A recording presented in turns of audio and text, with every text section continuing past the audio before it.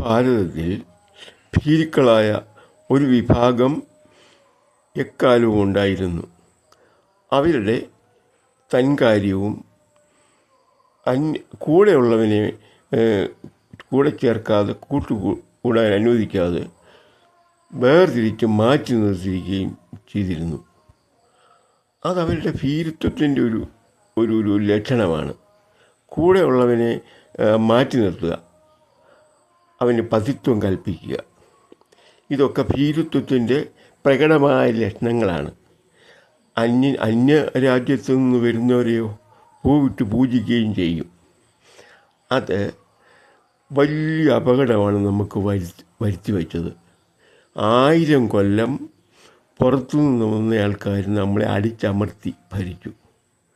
ഇന്നും ബുദ്ധി തെളിയാത്ത ഒരു വിഭാഗം ഭാരതത്തിൽ ജീവിക്കുന്നുണ്ട്. അവർ ഭാരതത്തിന് പാരയാണ്, ശല്യം ഉണ്ടാക്കും. അവരുടെ ബുദ്ധി ഇനി എന്ന് തെളിഞ്ഞു വരുമെന്ന് അറിഞ്ഞുകൂടാ. അത് നമ്മൾ സൂക്ഷിക്കേണ്ട ഒരു സംഗതിയാണ്.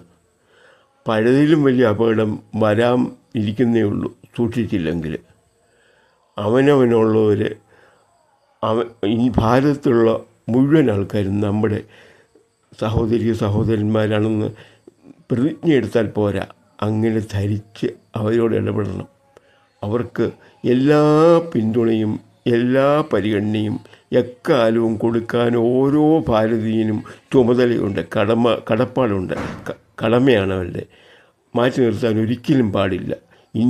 ഭാരതം വളർച്ചയുടെ ഒരു പാതയിലേക്ക് വന്നു കഴിഞ്ഞു. ഇനിയും പുറകോട്ട് പോകാൻ നമുക്ക് സാധ്യമല്ല, പാടില്ല. സൂക്ഷിക്കുക. ഓക്കെ.